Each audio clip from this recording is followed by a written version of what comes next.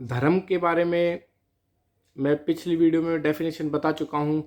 धर्म वही है जो हमें सत्य के मार्ग पर चलना सिखाता है, उसी को ही धर्म बोलते हैं।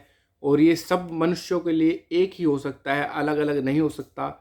जैसा कि आजकल हम देखते हैं जितने भी मत संप्रदाय बने हुए हैं, ये अलग अलग मत संप्रदाय बने हुए हैं, सबकी अपनी अपनी विचारधारा है, तो ये धर्म में काउंट नहीं होते।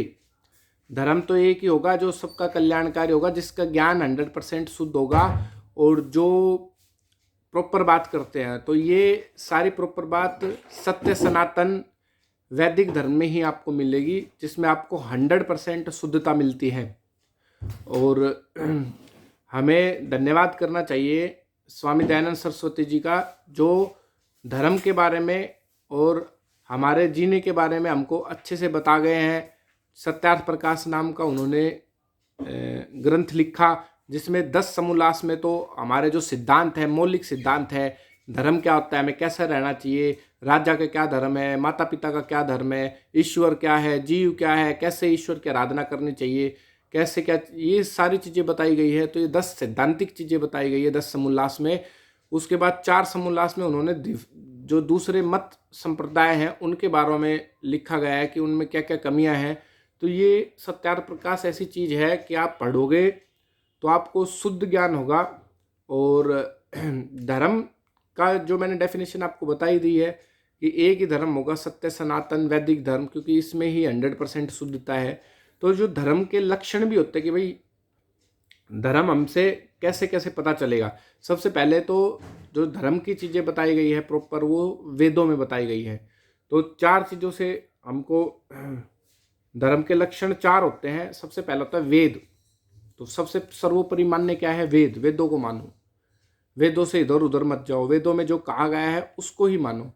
वेदों के कई लोग संस्कृत आती नहीं है और वेदों के जो मंत्रों का अर्थ होता है वो बहुत कुछ निकाल लेते हैं। वेद समझने के लिए हमें अष्टाध्यायी व्याकरण पढ़नी पड़ेगी और भी कई चीज़ पढ़नी पड़ती है, निरुक्त, निघंटु, सूर्य सिद्धांत, और भी काफ़ी चीज़ें पढ़नी पड़ती है। इसके लिए अलग स्टडीज़ होती है गुरुकुल में।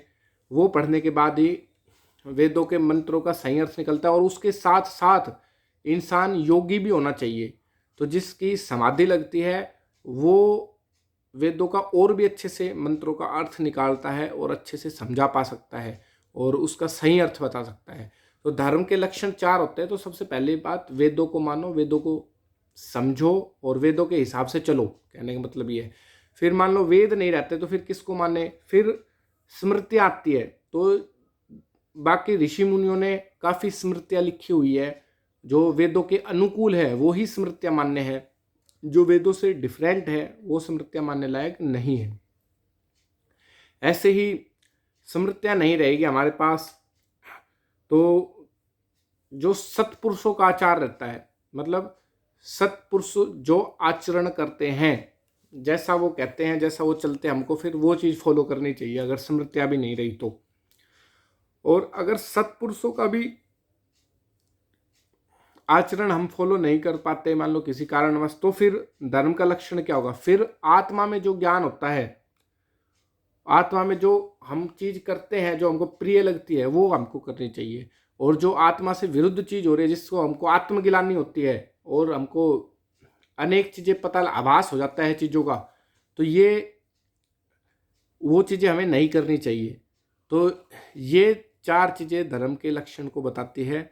और ये महर्षि दयानंद जी ने 10वें समोल्लास में काफ़ी अच्छे से लिखा हुआ है। और कैसे रहना चाहिए, कैसे मनुष्यों के क्या क्या कर्तव्य है, इस बारे में लिखा हुआ है प्रॉपर। तो आप सब अपने घरों में सत्यार्थ प्रकाश मंगाए और पढ़ें उसको अच्छे से, तो आपको काफ़ी नॉलेज मिलेगी। ठीक है, धन्यवाद।